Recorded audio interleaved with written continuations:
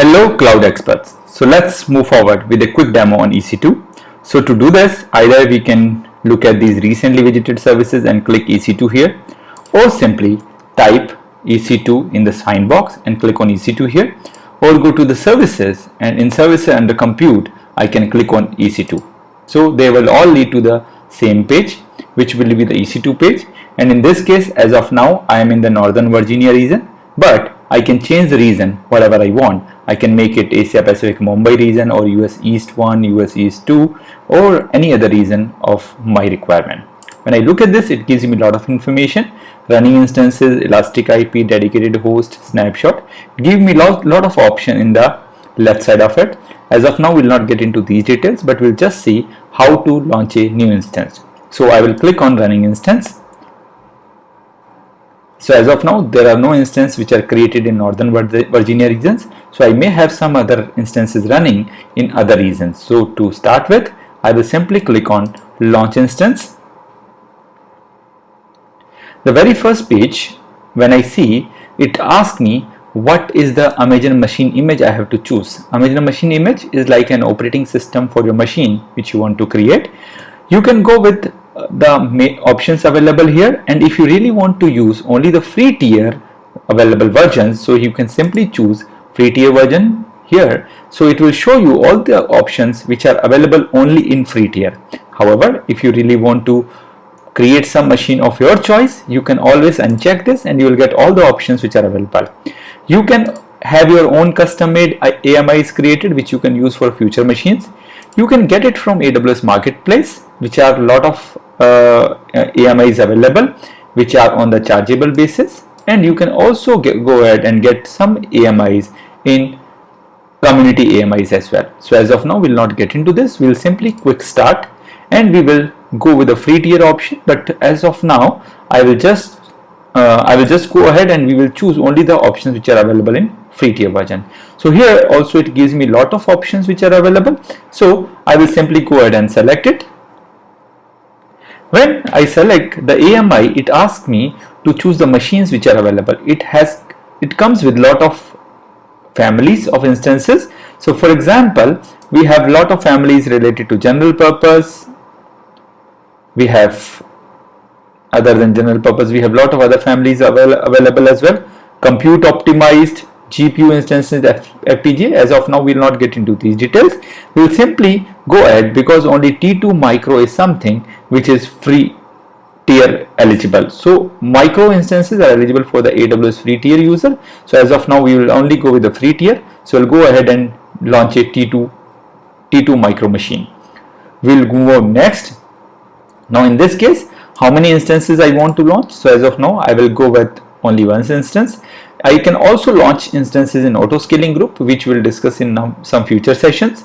I can also go for spot instances as we discussed. So as of now, we'll not go for spot instances.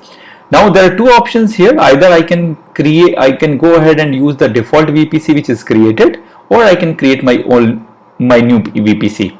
At the same time, I can also choose my subnet. So as of now, I'm going only with the default VPC. We will see in the next few sessions how to create your own custom VPC. So we will see either you want to assign public IP to this particular machine or not. So we will check all these details at a later stage.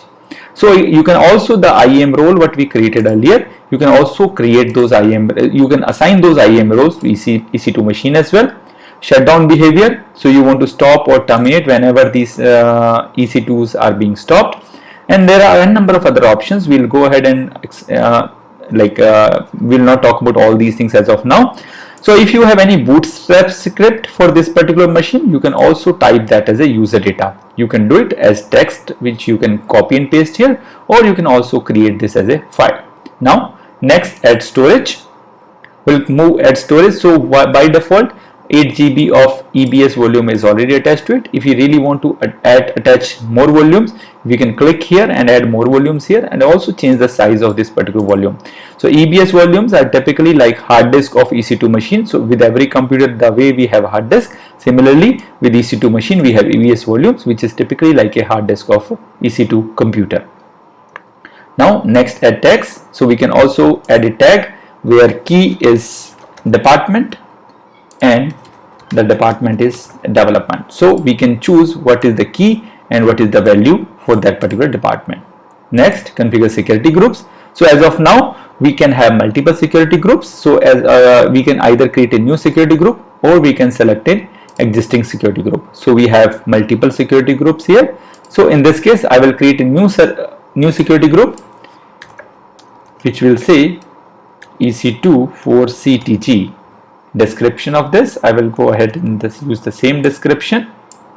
So we have used a new security group named EC2 CTG, and we are creating some inbound and outbound rules. That means this machine should be available to access via SSH from TCP port number 22 and from any IP address. So what we have done is we have given permissions to access this machine via SSH. We will be able to SSH this machine from anywhere in the world by using port number 22. So let's move forward, review and launch it. Now we will review all these things. So what machine we have chosen, what are the different instance type, the security group, instance details and other stuff, and finally we'll go ahead and launch this particular machine.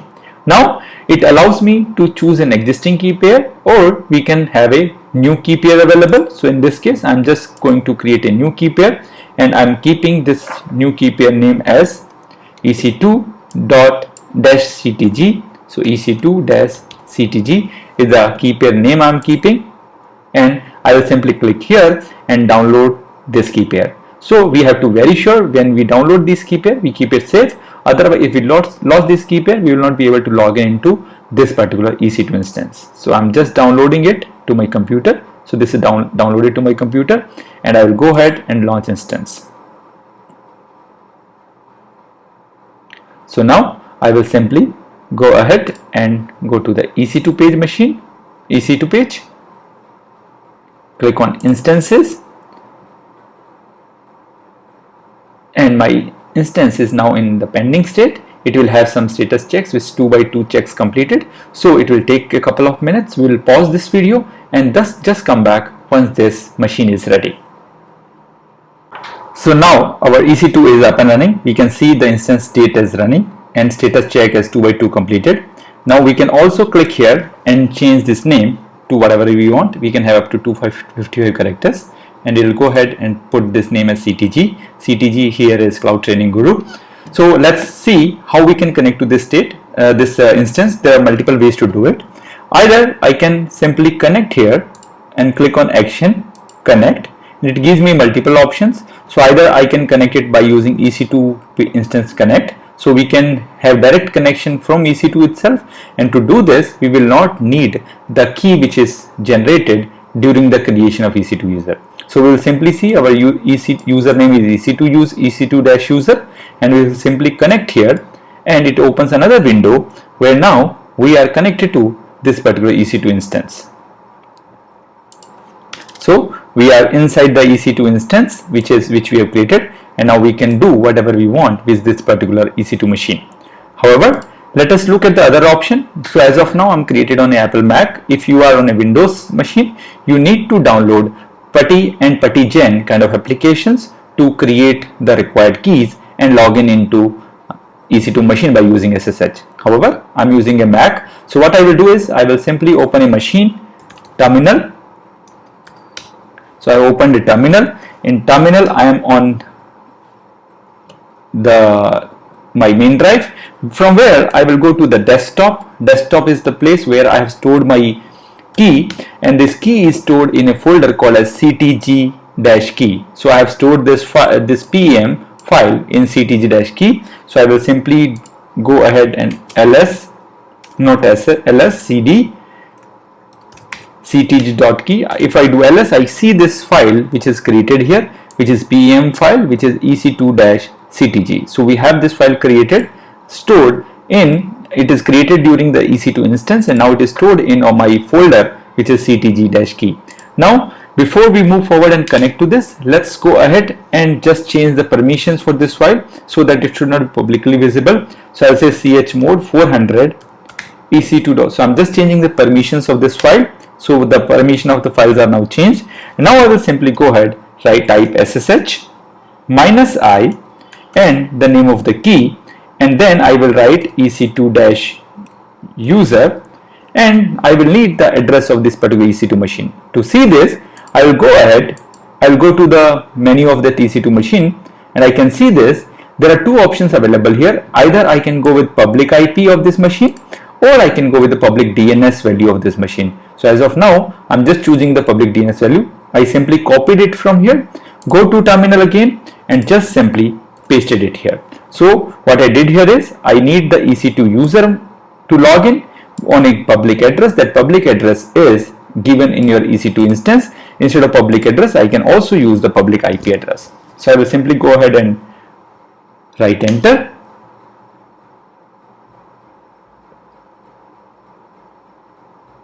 And as soon as I click on enter, I am now logged in into the EC2 machine, which is available on a private IP. So if you see this, the public IP was available for my reachability, but inside AWS infrastructure, it is hosted on a private IP address. We will discuss all these things at a later stage in detail when we talk about VPC and security groups and stuff like that. So this is how we can launch our EC2 machine and log in into EC2 machine by using SSH on a terminal application on Mac. There are various other ways to do it. Either you can have through Windows RDP connection, remote desktop connection, or you can do it through PuTTY application, which can be installed either on Mac or on Windows.